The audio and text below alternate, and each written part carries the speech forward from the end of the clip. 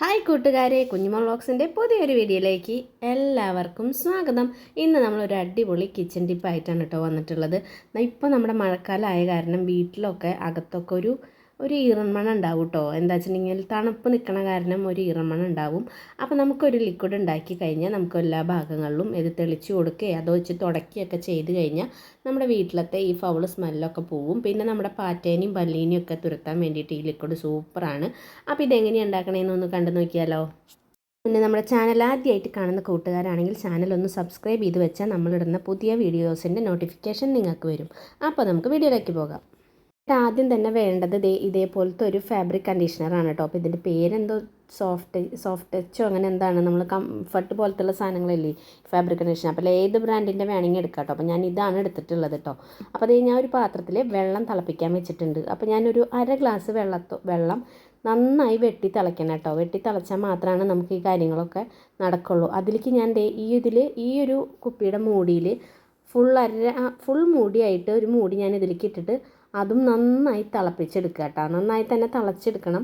നമ്മൾ ചെറിയ ചൂടിലാക്കരുത് കേട്ടോ. അതാണ് പറഞ്ഞത്. നന്നായി ചൂടായിട്ട് തിളച്ചിട്ട് നമുക്കിത് ഇതുപോലെ നന്നായിട്ട് ഇളക്കി കൊടുക്കണം കേട്ടോ. ഇത് നമ്മൾ സാധാരണ തുണിയിൽ ഒഴിക്കുമ്പോൾ അത്ര മണം കുറവാകും. എന്തെങ്കിലും ചൂടായി ഒഴിക്കുമ്പോൾ തന്നെ ഇതിന് നല്ല സ്മെല്ലാണ് കേട്ടോ. എന്നിട്ട് ചൂടാറാൻ വേണ്ടിയിട്ട് നന്നായിട്ടിത് ഇളക്കിയിട്ട് ഞങ്ങൾ മിക്സ് ആക്കുക കേട്ടോ. അപ്പോൾ ഇതിൻ്റെ ഏത് ബ്രാൻഡ് വേണമെങ്കിൽ നിങ്ങൾക്ക് എടുക്കാം കേട്ടോ. ഞാനിപ്പോൾ ഇതാണ് എടുത്തിട്ടുള്ളത്.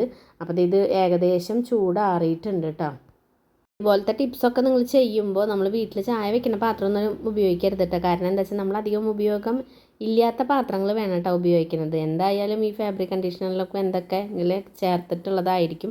പിന്നെ നമ്മളത് ചായ ഉണ്ടാക്കുമ്പോഴോ പാല് കാച്ചുമ്പോഴോ ഒന്നും ശരിയാവില്ല. അപ്പോൾ ഉപയോഗം ഇല്ലാത്ത പാത്രങ്ങൾ വേണം ഇങ്ങനത്തെ പരിപാടിക്ക് എടുക്കാൻ വേണ്ടിയിട്ട് കേട്ടോ. എന്നിട്ട് ഇതിപ്പോൾ നന്നായി ചൂടാറിയിട്ടുണ്ട്. അപ്പോൾ ഞാൻ ചൂട് ഉള്ള സമയത്ത് ഇത് നമ്മൾ നല്ലോണം തിളച്ചിരിക്കുമ്പോൾ നമ്മുടെ ഈ വാഷ് ബേസിനിലില്ലേ, ഇത് രാത്രി ചെയ്യുന്നതാണ് കേട്ടോ ബെസ്റ്റ്. നമ്മൾ രാത്രിക്ക് എടുക്കാൻ പോണതിന് മുന്നേ ഇങ്ങനെ നമ്മുടെ വാഷ് ബേസിനിലൊക്കെ നമ്മൾ കഴുകി വൃത്തിയാക്കി ഇടുമല്ലോ. അപ്പോൾ ഇതിൻ്റെ ഈ ഹോളിലൊക്കെ ഒഴിച്ചു കൊടുക്കുക. അപ്പോൾ ഈ രാത്രിയൊക്കെ ആകുമ്പോഴാണ് ഈ പാറ്റയുടെയും പല്ലിയുടെയും ഒക്കെ ശല്യം വരിക. അപ്പോൾ ആ സാധനം അതുണ്ടാവില്ല കേട്ടോ. എന്തായാലും നമുക്ക് കറികളും ഇതൊക്കെ ആയിട്ട് ഇതിൽ മോറുമ്പോൾ തന്നെ ഒരു ഫൗള് മണം ഉണ്ടാവും കേട്ടോ. അപ്പോൾ അത് ഇടയ്ക്ക് ഇതുപോലൊക്കെ ചെയ്യുകയാണെങ്കിൽ തിളച്ചിട്ടുള്ള വെള്ളത്തിൽ വേണം കേട്ടോ ചെയ്യാൻ. അപ്പോൾ അതേപോലെ ചെയ്ത് കൊടുക്കുക. എന്നിട്ട് ചൂടാറിയതിന് ശേഷം നമ്മളിത് ബോട്ടിലാക്കി വെക്കുക കേട്ടോ. ഇത് കുറേ നാൾ വേണമെങ്കിൽ നമുക്ക് സൂക്ഷിച്ച് വെക്കുക കേട്ടോ.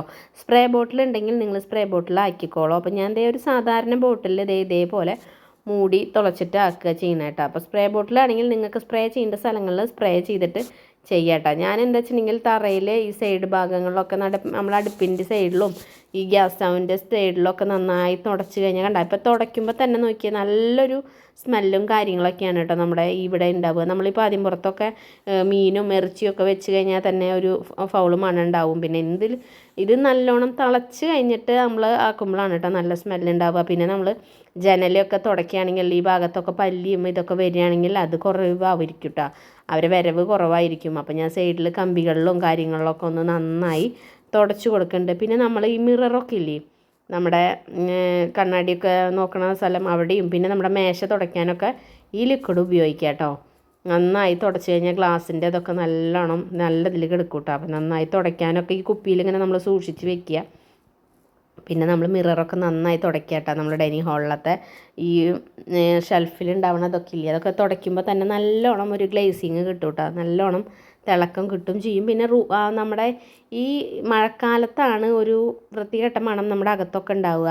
അപ്പോൾ ഇതൊക്കെ വെച്ച് തുടയ്ക്കുമ്പോൾ കണ്ട ഇതേപോലെ നമ്മളിങ്ങനെ സെറ്റിയിലും ബെഡിലൊക്കെ ഇങ്ങനെ ഒന്ന് ജസ്റ്റ് സ്പ്രേ ചെയ്ത് കൊടുക്കുക തന്നെ നല്ലൊരു സ്മെല്ല് നമ്മുടെ അകത്തൊക്കെ ഉണ്ടാവും കേട്ടോ. അപ്പോൾ നിങ്ങൾ എന്തായാലും ഇതുപോലെയൊക്കെ ഒന്ന് ട്രൈ ചെയ്ത് നോക്ക് കേട്ടോ.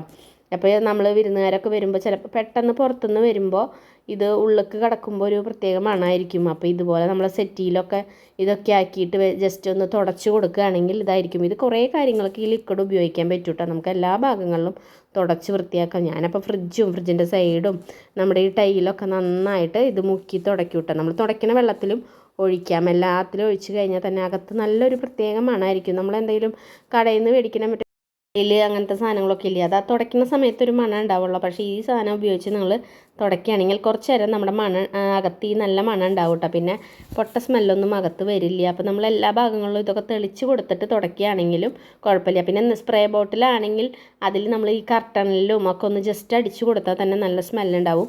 അപ്പോൾ എന്തായാലും നിങ്ങളൊന്ന് ട്രൈ ചെയ്ത് നോക്കുക. അപ്പോൾ എൻ്റെ വീഡിയോ വൈൻഡപ്പ് ചെയ്യാറായിട്ടുണ്ട്. വീഡിയോ നിങ്ങൾക്ക് ഇഷ്ടമായെങ്കിൽ നിങ്ങൾ ലൈക്ക് ചെയ്യാനും സബ്സ്ക്രൈബ് ചെയ്യാനും കമൻറ്റ് ചെയ്യാനും മറ്റുള്ളവർക്കൊന്നും ഷെയർ ചെയ്യാനും അല്ലേ. അപ്പോൾ അടുത്തൊരു ദിവസം പുതിയൊരു വീഡിയോ ആയിട്ട് വരാം. അതുവരേക്കും എൻ്റെ എല്ലാ കൂട്ടുകാർക്കും ടാറ്റ ബൈ ബൈ.